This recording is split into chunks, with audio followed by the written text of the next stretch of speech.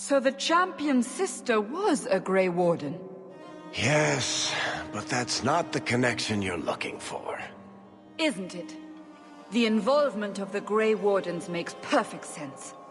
And the champion's companions? Meryl, Aveline, Isabella? That Warden Anders? Don't remind me. I introduced them. We thought they all came from Ferelden together, but now it makes sense. Motive and opportunity. It's still not what you think. Then I need to hear more. Unless you've already decided. I can always go if you don't need me anymore. Tell me what came next.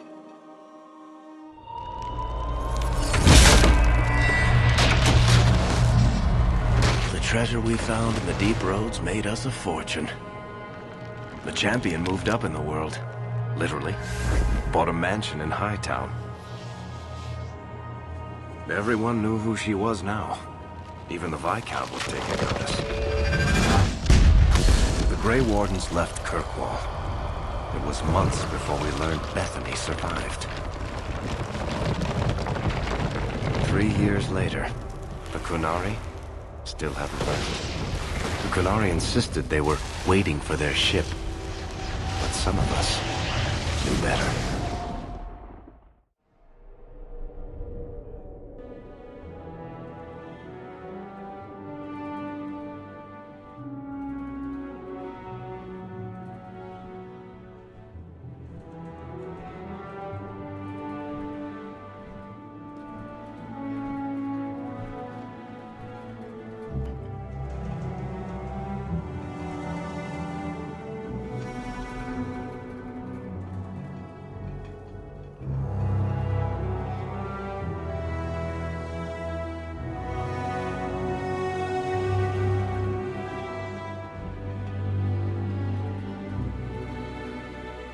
The compound was not meant to be permanent.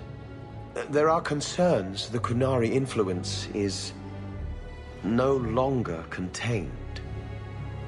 Was it ever? Kirkwall has tension enough between Templar and Mage. But these Qunari, they sit like gargoyles waiting for Maker knows what, and everyone goes mad around them. Nearly 4 years I've stood between fanatics. And now, this.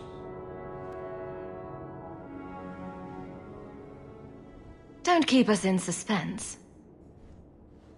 Leave us. Meredith at my throat, Orsino at my heels, and a city scared of heretical giants. Balance has held because the Qunari ask for nothing. Even the space in Lowtown was a gift to contain them. But now, the Arishok has requested you. By name. What did you do?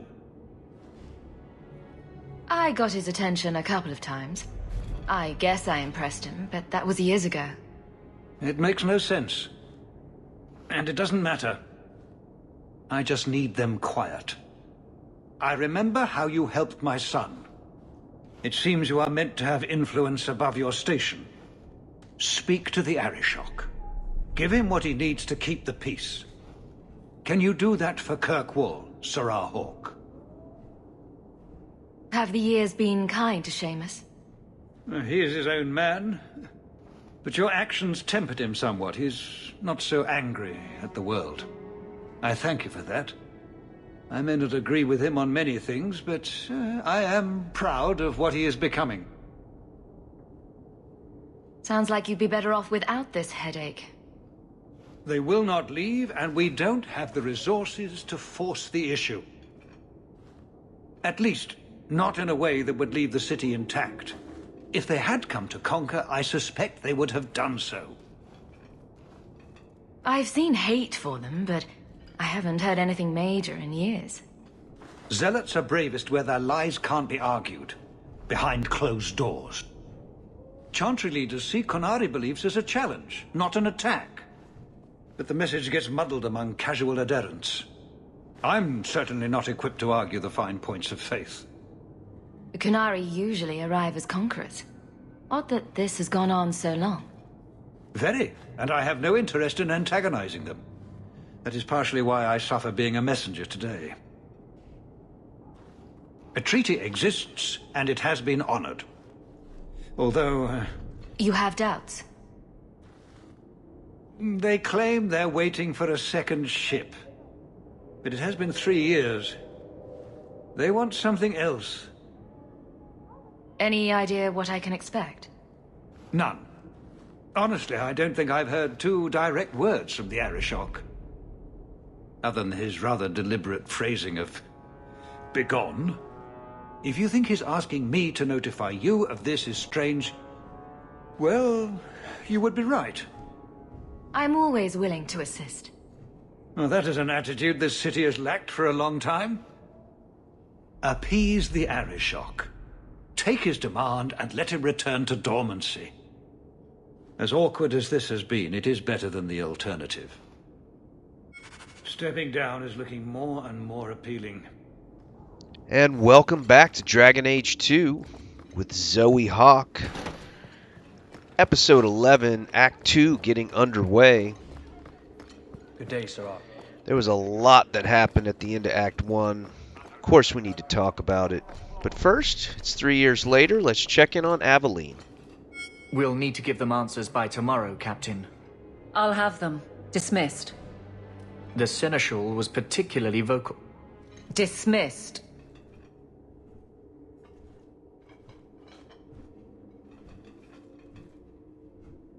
You'd think the Captain of the Guard could requisition a Templar or 2, but no, that would be demeaning. Can't have them working for the people when eternity needs a nanny. You had to know cleaning up this mess would be difficult. It's not the challenge, it's the unending part. And really, I blame you. You poured money into a pot that was already full. Everything has shifted. Good job validating the fears of every anti-Ferelden and Kirkwall. I didn't realize I was making it worse by getting ahead. I'm just harassing you. Although you are a bit like the center of a hurricane. You've changed fortunes for many people, not always for the better. Sounds like you're spreading yourself pretty thin. There are a lot of people in my charge. Someone has to look out for them. You guard the guardsmen? I don't turn people loose like Jevon. There's additional training, doubled patrols. Costs are up, but I've halved injuries. I'll take it and argue with Seneschal Bran later. After the last captain, you couldn't have expected this to be easy. At least I had the guards on my side. Once they understood, they rallied. And those who didn't weren't fit to hold the crest. Stack friends against the enemies. I don't know if I came out ahead, but it's for the better. Grouse all you want, but the Aveline I know doesn't regret a second as captain. They'd have to drag me out of here. And I'm sure some are lining up to try. You among them, I bet. Haven't had much time to follow you around. Not that I need to. I can trust that you at least try to do right. I'm with you if you need me, Hawke. Just say the word. Okay, to start Act 2 out, we're going to stop by and talk with all our friends, just like we talked with Aveline, and sort of get you caught up to, 3 years later after the Deep Roads. Oh, there you are. I've been looking everywhere for you, Messiah. If only you humans didn't all look the same. We can't all be short and bearded like your people, Bowden. Indeed. It's quite a shame, really.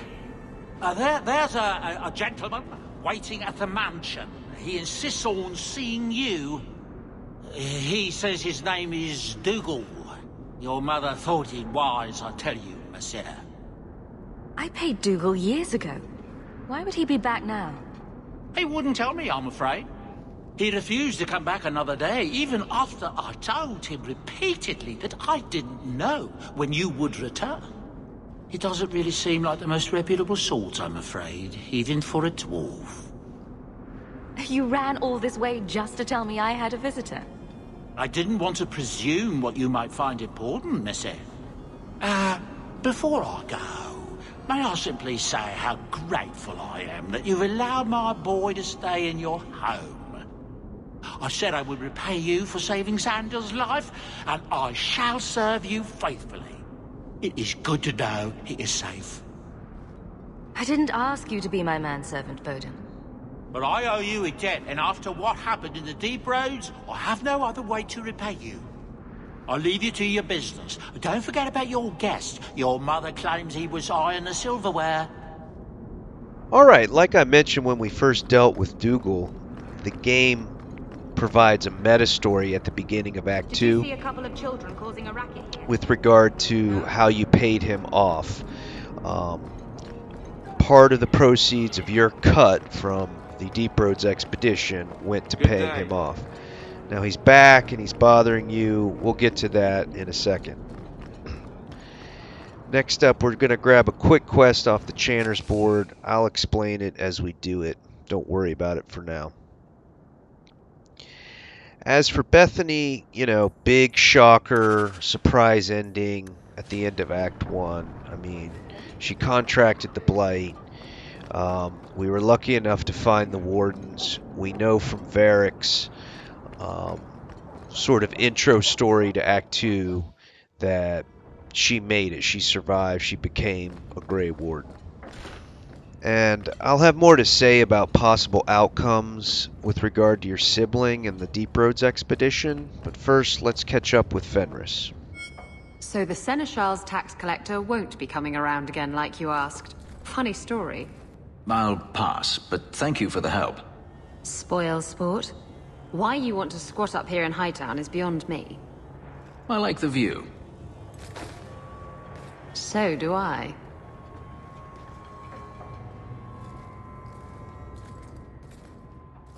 "3 years. There's still no sign of Denarius. I'm beginning to wonder if he's finally given up. This is his mansion, isn't it? He must know you're here.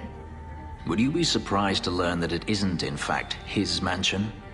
It belongs to a Tevinter merchant, one who has evidently given up on the place. Perhaps he is dead.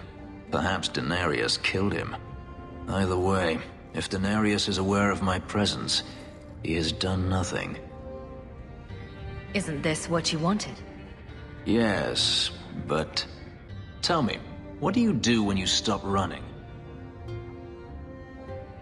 You start over. Isn't that what you want? I don't know how. My first memory is receiving these markings, the lyrium being branded into my flesh. The agony wiped away everything. Whatever life I had before I became a slave, it's lost. I shouldn't trouble you with this. My problems are not yours. You don't know who you were? Fenris was the name Denarius bestowed upon me, his little wolf. If I once had another name or a family, then they were taken from me. But again, this is not your concern. Your problems are my problems. Unlucky you. But enough. You have much to keep you busy, I'm certain. Okay, not much has changed for Fenris over the past 3 years. He's still just holed up here in this abandoned mansion in Hightown. Next up, we're going to be stopping by Anders, and we'll just fast travel to his clinic and see how he's doing.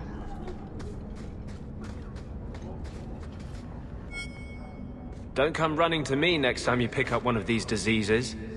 Isn't that the point of magic?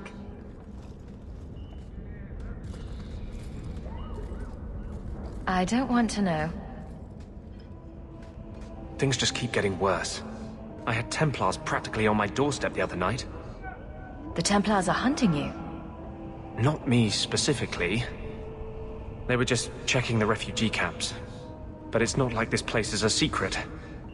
It's only a matter of time. We haven't talked much recently. How have you been? Good. I just love what Knight Commander Meredith's done with the place. The curfews, the midnight raids on mages' families. Everyone I know forced into hiding so they won't be made tranquil.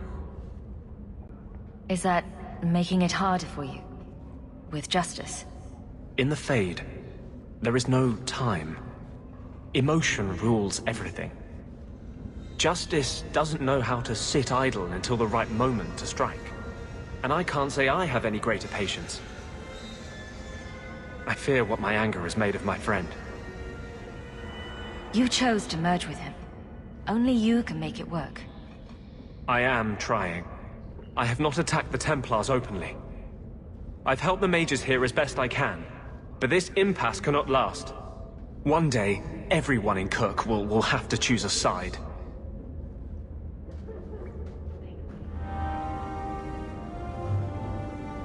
Okay, so, you know, as heavy-handed as usual.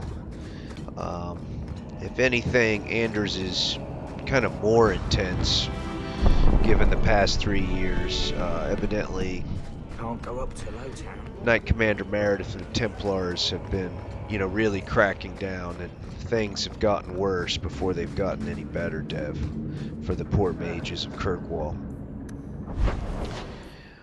So more on that as the act develops. The next stop is the Hanged Man, our favorite inn in Lowtown. I'm going to check in on Varric and Isabella. Just tell me if you hear more rumblings from the coterie about protection. Blondie's got enough trouble. Let me ask you something, Hawke. You made it into Hightown. I'd expect anyone else to get complacent, but you must have plans. No plans yet. I'm simply trying to look out for my mother. After everything that happened with Bethany, that's probably good thinking. To be honest, I thought there might be a chance you'd want to go back to Ferelden now that things have calmed down. It's good to hear you're sticking around. What would I do without my trusty dwarf? I'd cry myself to sleep without you. Oh, don't get all teary-eyed on me, Hawke. You know I can't stand to see a human cry. So, we've got a whole city-state full of trouble to get into. Shall we get started?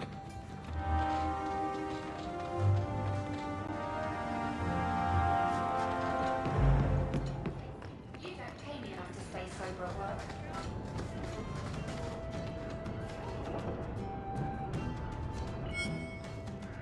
Isabella, you look well. Are you talking about the flush on my cheeks? It must be the whiskey. Do you remember the relic I told you about? The one I need to find? I've been following a lead. I'm so close I can taste it. Isn't that what you said last time? Oh, you mean when I went digging for that stash? Yes. That turned out to contain several badly written poems and an old boot. It could have contained the relic. I just thought I'd let you know that I may soon be taking you up on that offer of help. Do I get a kiss from the feisty temptress when I present her with the hard-won prize? If you want. I'll even let you choose where I plant it.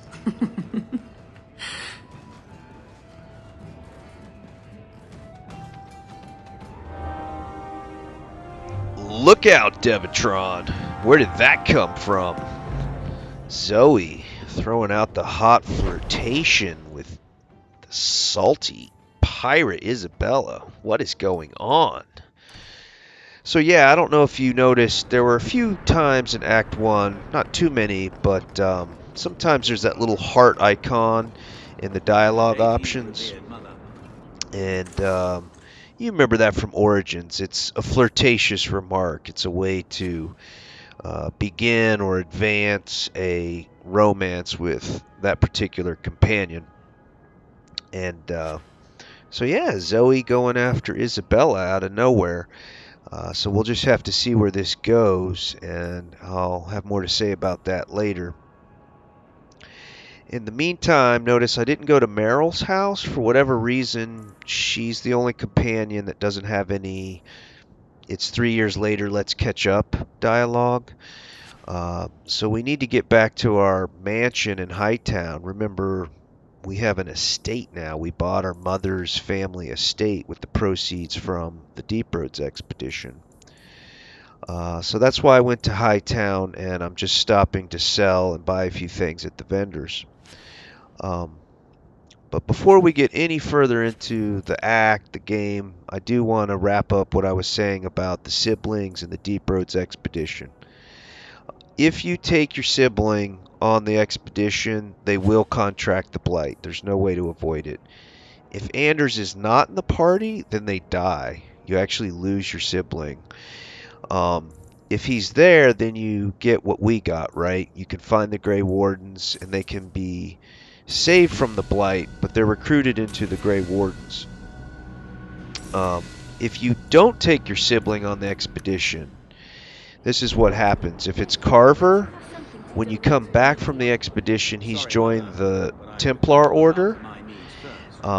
If it's Bethany, when you come back from the expedition, she's been forced into the Circle by the Templars, okay?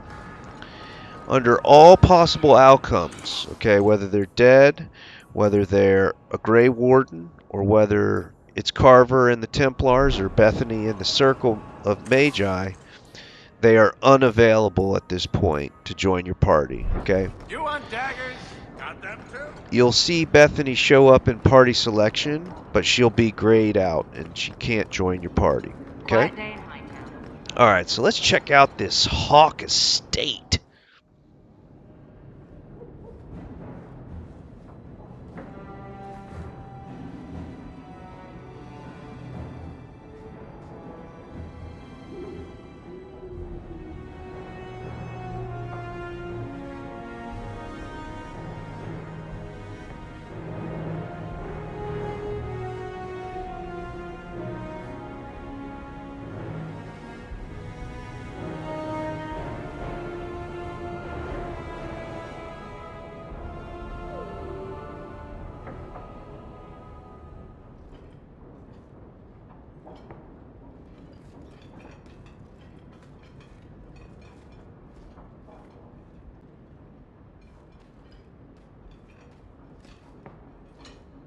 You've settled in nicely. It's been hard work to get here. Indeed. Still, more coin never hurts, right? Say, if someone wanted to pass some work your way... I'm listening, Aveline. What's the trouble? A thorn in my side, inventing trouble and scaring people. Remember Emmerich, the Templar? He wants your help, and some sort of official sanction. Official sanction?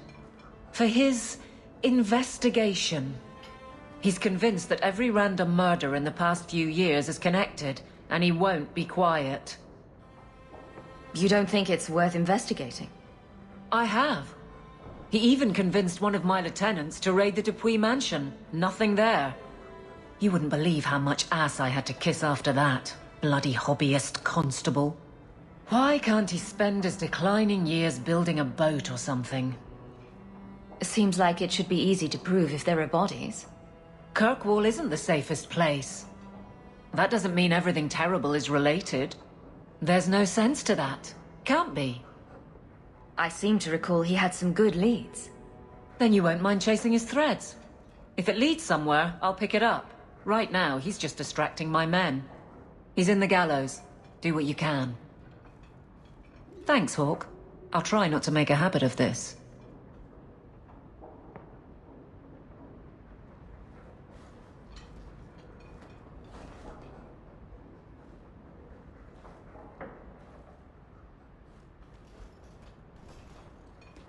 Why, hello again. Lovely home you have here. And may I say your mother makes for delightful company? Another visitor. We've moved up in the world, Mother. Evidently so. My apologies, Sirrah. Your daughter and I simply have a bit of business to conclude. I'll leave you two alone then. Be careful. Darling woman. A shame that she spends so much time here alone. She fills her days making poisons. And cake. Tell me you didn't try the cake. Good thing I just had the tea then. Allow me to get right to the point. I know all this came from Deep Road's treasure. I know you repaid me, but I think I deserve a larger share of your fortune. Fair's fair, right?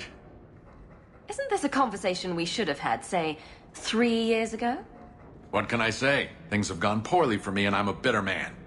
Give me another, 100 sovereigns and I'll go away. If you don't, I'll make things unpleasant. Simple enough, no? What do you mean by that? Well, let's see. I think people would like to know just what happened to Bertrand, wouldn't they? I know he betrayed you, but nobody else does. Your partner disappears, and you end up rich?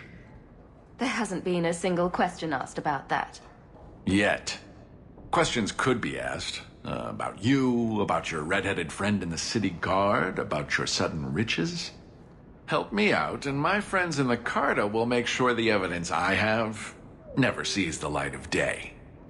There's no evidence. There couldn't be. Does it have to be real? I think it just has to raise enough questions. How much do you want your new friend, the Viscount, to know about your past? Not much, I'll wager. And what's going to keep you from coming back for more? Have it your way, Hawke. We'll be seeing each other again, I'm sure.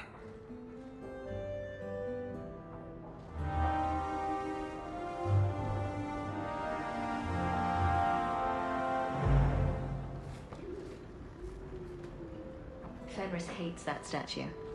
Says it reminds him of the old god relics they had in Tevinter. And his manifesto. This thing turns up everywhere. Fenris said Daenerys left this at the mansion.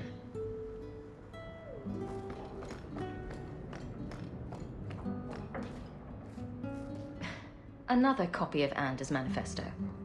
Has he been stuffing them into all the books?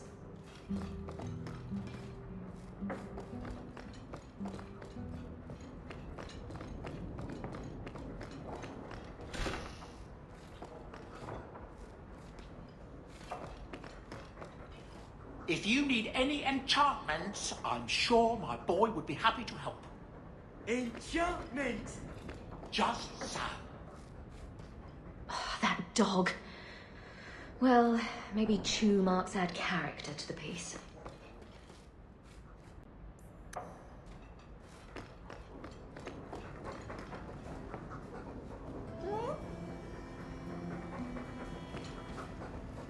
Hey, look. A partially burned page from Anders' manifesto. It's strange living here again. My childhood home. Now owned by my child. I do hope you've been upfront with me about really owning it. I don't want to be at the mercy of that wretched Dougal.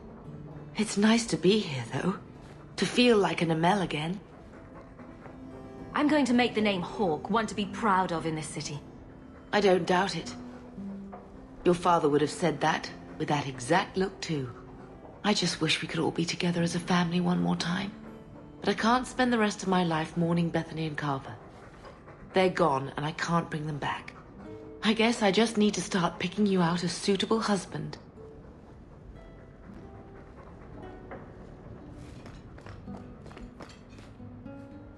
Is that... Isabella? Who carves that into a stairwell? That's Mother's room. I shouldn't intrude. Handprints? Was someone swinging on the chandelier? Sandal. I should get some curtains. Didn't I see this crest hanging somewhere in the Viscount's keep?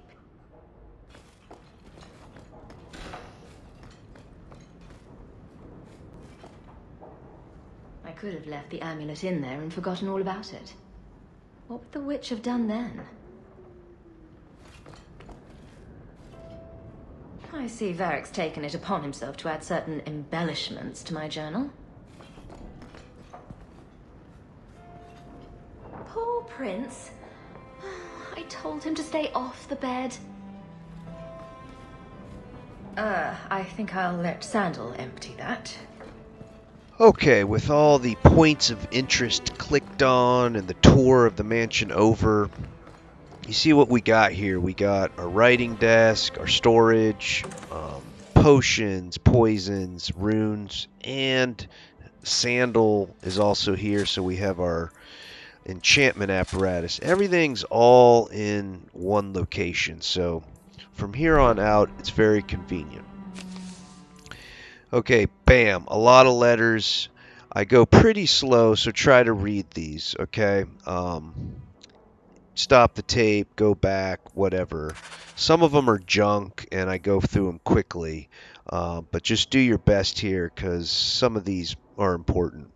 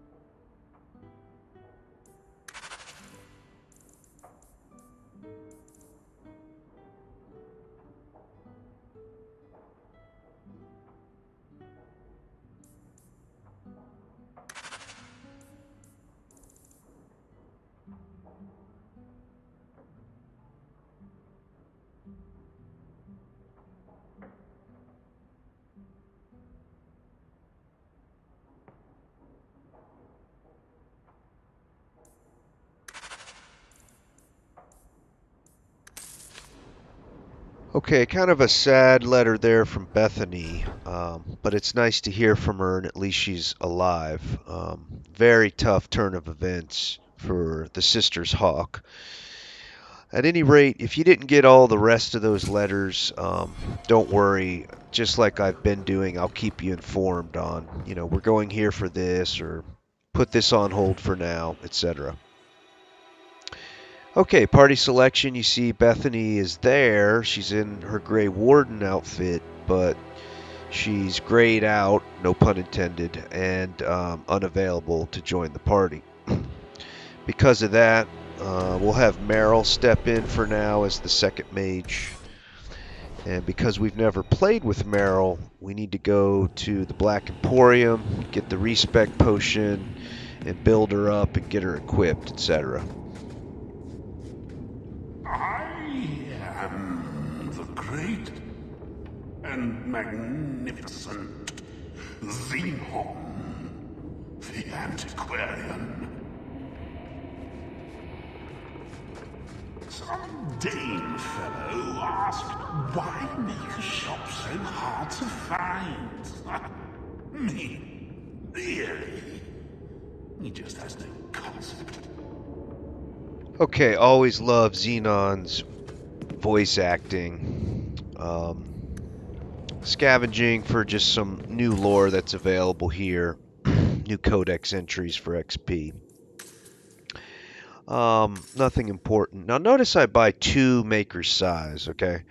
The second one is for Anders, and you probably ask, well, why are you respecing Anders, The reason is Meryl doesn't get the creation tree, which is heal and the buff aura and haste. It's also the glyph of paralysis, but heal, aura, and haste are just non-negotiable.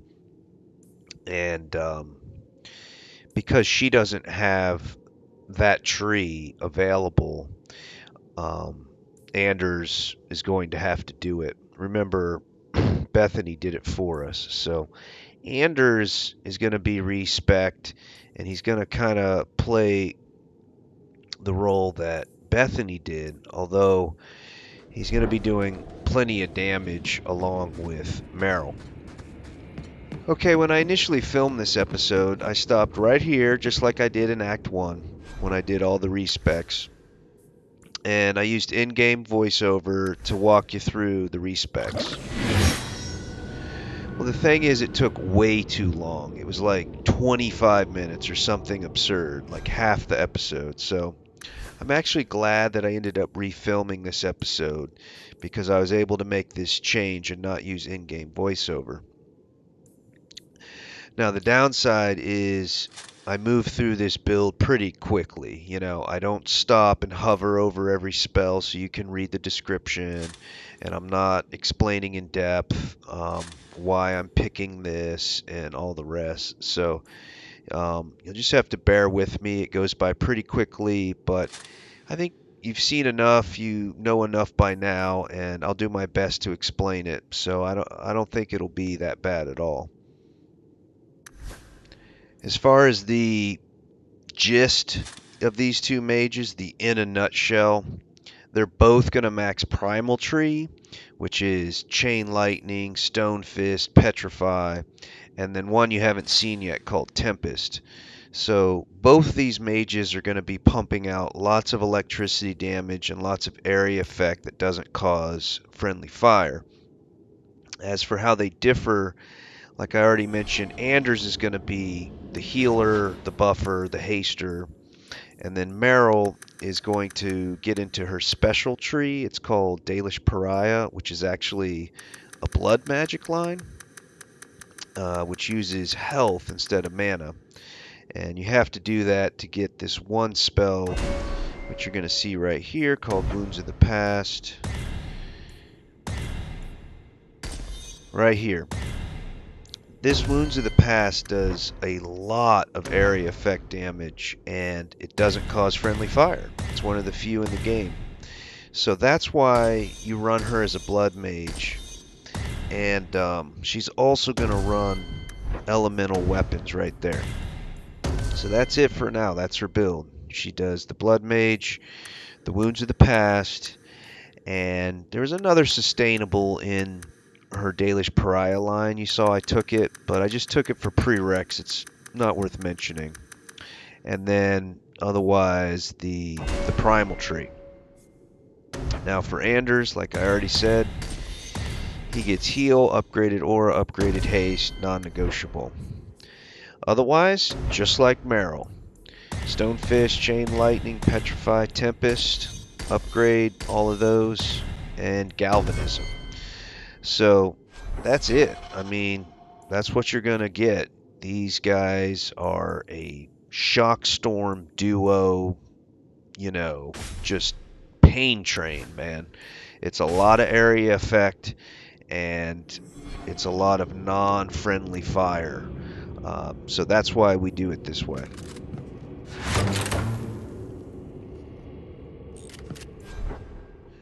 Alright, tactics. First and foremost, let's change Varric's enemy attacking Bethany tactic to enemy attacking Anders, and then the enemy attacking Anders that was already there, change that to Meryl, right? Because Bethany's not in the group anymore, Meryl is. Otherwise, he got a spell at the end of Act 1 that we weren't ever able to use because Act 1 ended. Remember, it was called Fatiguing Fog. And eventually, once it gets upgraded, it'll cause area effect disorient. So this is a great spell. It slows their movement speed, their attack speed, and then when you upgrade it, it will obscure all the party members, and then upgrade it again, it'll cause area effect disorient status. Okay, for Meryl, it's similar to what I did with Vengeance on Anders. You set a threshold to deactivate Blood of the First. Blood of the First is the mode which causes her to be a blood mage, causes her spells to be fueled by health, not mana. The thing is, similar to Vengeance, when she's in that mode, she can't be healed by conventional means. So no healing potions, no heal spells. So you tell her, if your health gets too low, cancel that mode, then drink a health potion. And then once your health is back above the 25% threshold, then reactivate that mode. Okay, next up, let's see, we do just standard cross-class combo stuff. We got Staggered, Chain Lightning, Disoriented, Stone Fist. Now, the key to Act 2. Okay? Hawke being attacked by a melee attack, cast chain or Tempest, Tempest. That's the big area effect shock storm that doesn't do friendly fire damage, and it's also targetable on a companion. So it's a nice, convenient tactic. You only need the one line, just target Hawke, and you cast the spell.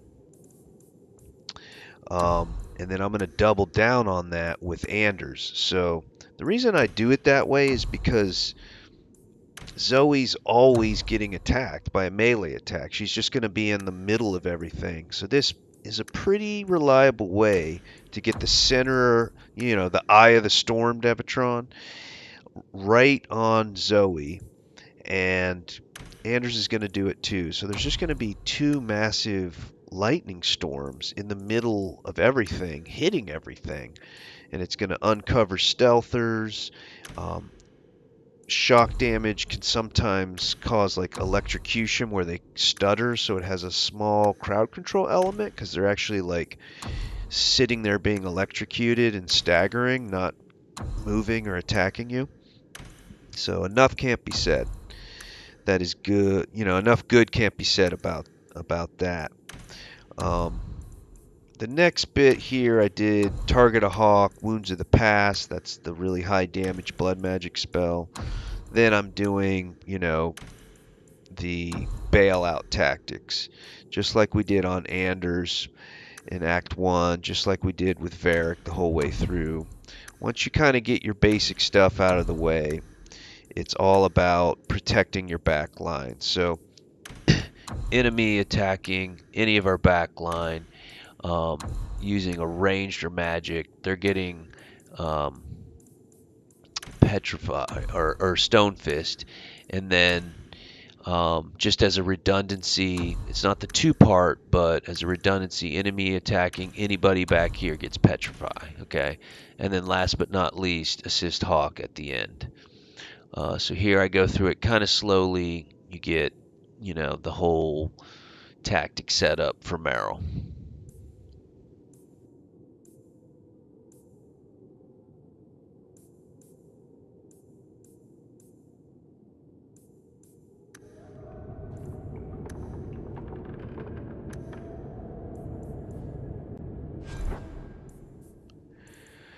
Just reorganizing Meryl's hotbar in case I ever need to hop on to her, and getting her injury kit there for when she, goes down in combat and I have to cure an injury, which unfortunately happens a lot in Act 2. No matter how good your party is, you'll see it. Much more so than Act 1. You tend to just lose somebody in a fight all the time.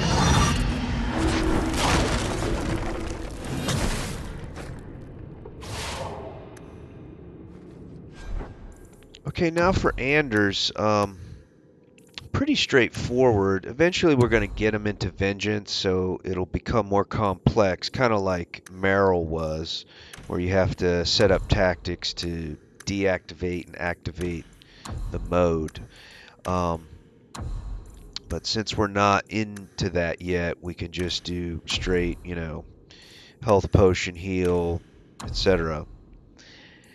Now remember what we had to do with Bethany when Anders was using Vengeance in Act 1. We had to set up a separate heal tactic for Hawke and Varric, Because if we just do ally less than so much health heal, and that ally happens to be Meryl when she's in Blood of the First mode, it'll be a wasted heal on her, because when she's in that mode, she can't be healed by conventional means. Next, we go with the standard haste, and then cross-class combo tactics. And then you'll see I start to build out the two-part, protect the back line tactics, but what I need to put in there right after the cross-class combo tactics is the Hawke being attacked by a melee attack Tempest, right? I told you we're going to be doubling down on that. So I just forget to put it in there, but then I remember and I slide it up, you'll see. As for the two-part protect the back line, I kind of did a little bit different here. I did using melee or ranged, okay? Keep in mind, the pinning shot tactic on Varric is just melee. And then on Meryl, you saw me use enemy using a ranged or magic. So this is melee or ranged, okay? And I realize there's just not that many magic casters, but there are a ton of ranged users. So I kind of wanted ranged to be in there, but also to use this tactic against melee users, because there's a lot more melee and ranged than there are magic. And I set it up with Petrify, because if it does catch a melee user, they're going to be coming in, and Petrify is going to, paralyze them. It's going to stop them. So it's a little bit different. On Meryl, it's ranged or magic and Stone Fist. With Anders, now it's going to be ranged or melee and Petrify.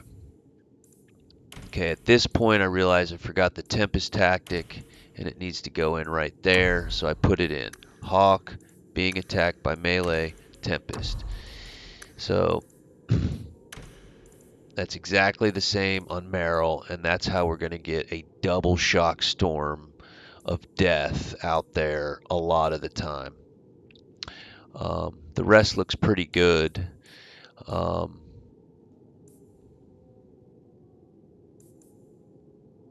think I add in just a couple, one-liners at the end. I guess I only have room for one. I think I do enemy attacking Anders. You're getting a Stone Fist, just as a redundancy. And then, last but not least, assist Hawke. So this is pretty much how it's going to look and how it's going to play out. I'll add some things later, but this is the group.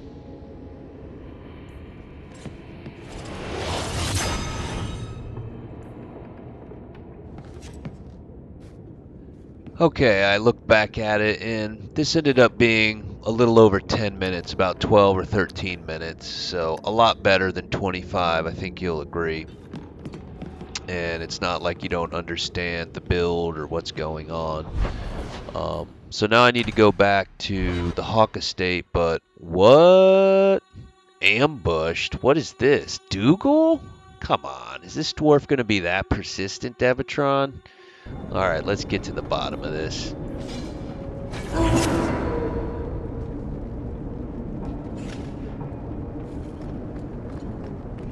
Well, look who's here. I knew it. It turns out we'll need to do this the hard way, Hawke. I'll get the money you owe me if I have to tear your mansion apart brick by brick. So you thought an ambush would get you what you want? I considered going after your mother, but I prefer the direct approach. Boys, let's make this quick. I want to be in that mansion within the hour.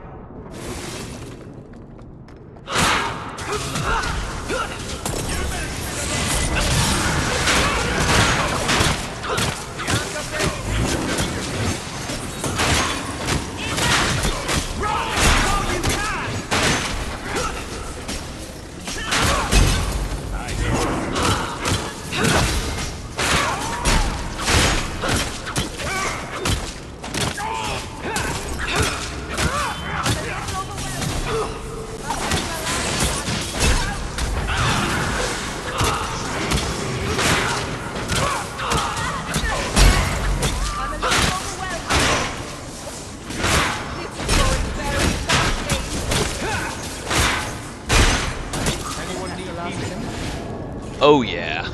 Shock Storm, Double Team Supreme. Pretty fun stuff there.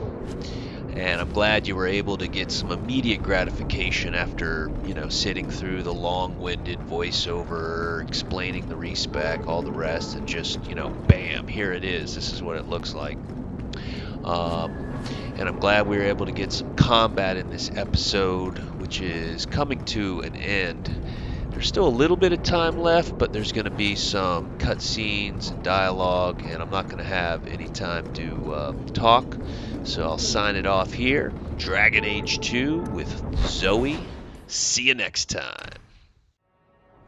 So, this is where you live. Not bad. I preferred the old place. It had more charm.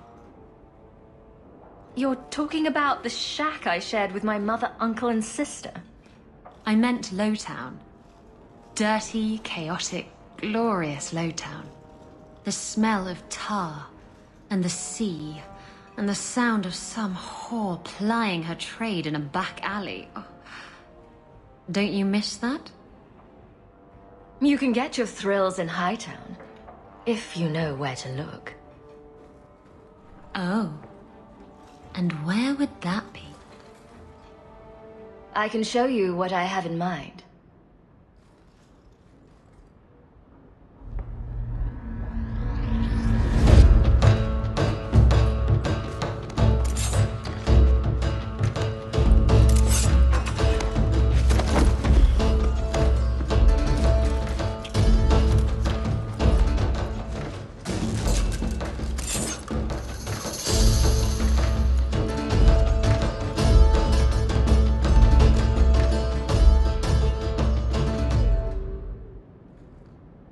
That was... Thank you. I should go. I wouldn't want to take advantage of your hospitality. I like it when you take advantage of my hospitality. It was fun, wasn't it? Well, if you ever want to do it again... Wait. You're not thinking of bringing feelings into this, are you? What about love? Love's not for everyone. It's not for me. It's just... messy. It's not always up to you. Love can be pretty persistent. I don't care.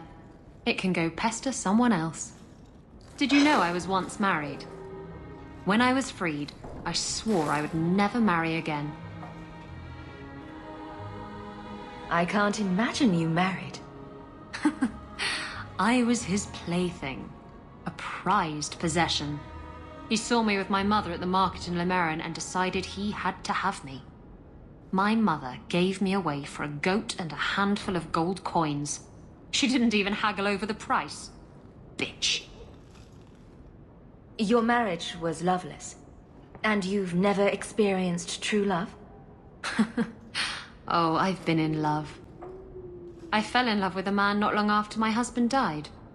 He foolishly asked for my hand. I refused to be tied down again, and I fled. It broke his heart. Destroyed him. I'm sorry it ended that way. He was better off. I saved him a lot of trouble in the long run. How were you freed from the marriage? My husband took an assassin's blade to the back of the skull. And before you start jumping to conclusions, no, I didn't hire the assassin. I did thank him profusely, however. Ah, Zevran. He was an artist. You're not afraid of being hurt. You're just afraid of hurting someone else. No, Look, it isn't like that. It's just easier this way. Now, if you're done trying to confuse the issue, I'm going to go.